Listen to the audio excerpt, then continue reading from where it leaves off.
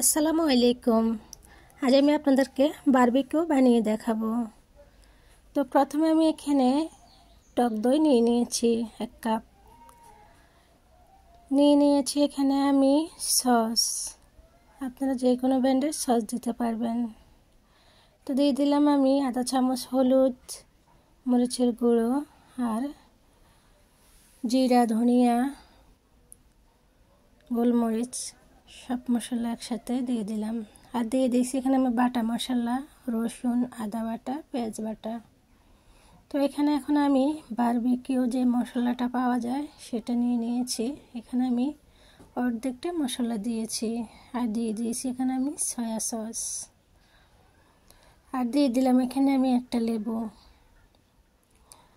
তো এখন আমি সবগুলো মশলা ভালো করে মিক্স করে নেব।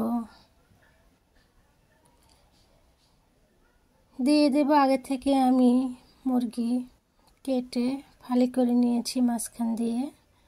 এখন আমি ছোট ছোট পিস করে নিয়েছি মুরগিগুলো, আপনারা চাইলে বড় পিসও করতে পারেন। তো আমি ছোট পিস করেছি যেহেতু আমি চুলায় রান্না করব সে কারণে। তো আমি এগুলা মেখে ম্যারিনেট করে দিয়ে রেখেছি 3-4 ঘন্টার মতো। ফিরে আসলাম 3-4 ঘন্টা পর। তো আমি এখানে হালকা একটু তেল দিয়ে দিলাম মুরগির মাংসগুলো। এখন আমি চুলার আঁচটা একদমই লো আঁচে রেখে 10 থেকে 12 মিনিট পর ফিরে আসলাম। 10 থেকে 12 মিনিট পরে যে দেখুন অনেকটা পানি বের হয়ে ছিল, আমি ঢাকনা দিয়ে ঢেকে রেখেছি। আবার উল্টে পাল্টে দিলাম, পানিটা পুরোপুরি শুকিয়ে গিয়েছে। এখন আমি আবারও উল্টে পাল্টে দিয়ে ঢাকনা দিয়ে রেখে দিয়েছি। তো এদিকে আমার এর মাঝে আমি কয়েকবার উল্টে পাল্টে দিয়েছিলাম।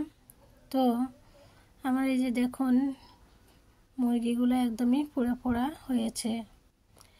তো এখন আমি তুলে নিচ্ছি, যে বাড়তি যে মশলাটা রয়ে গেছে সেগুলো আমি ওখান থেকে ফেলে দেব, কারণ না হয় তিতে তিতে লাগবে, তাই এই মশলাগুলো আমি ফেলে দেব। এই যে ভালো করে নিয়ে নিচ্ছি। তো আমি এখানে তেলটা একদমই কমে গিয়েছে, আর একটু তেল দিয়ে যে বাড়তি যে মুরগিটা আমি ম্যারিনেট করে রেখেছিলাম সেই ম্যারিনেটের মধ্যে অনেকগুলো মশলা রয়ে গিয়েছে, সেই মশলাগুলোই এখানে দিয়ে দেব আমি আর একটু তেল দিয়ে। তো এখন আমি এটা কষিয়ে নেব। এটা আমি হালকা আঁচে কষিয়ে নিচ্ছি। এখানে আর বাড়তি কোনো মশলা দেওয়ার প্রয়োজন নেই। তো আপনারা চাইলে সস দিতে পারেন, সসটা দিলে খেতে ভালো লাগবে আর কালারটাও খুব সুন্দর হয়ে যাবে। আমি এখানে 3টা সস দিয়েছি প্যাকেটের। এই যেমন মশলাটা ভালোভাবে কষানো হয়ে গিয়েছে, আর আমি যে ছিদ্র থাকে ছিদ্রটা বন্ধ করে দিয়েছি।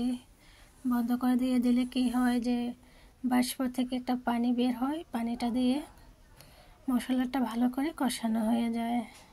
তো আপনারা চাইলে এভাবে মশলাটা আলাদা করেও খেতে পারেন, আর যদি না চান তাহলে আমার মতো করে মুরগির মধ্যে লাগিয়েও খেতে পারেন।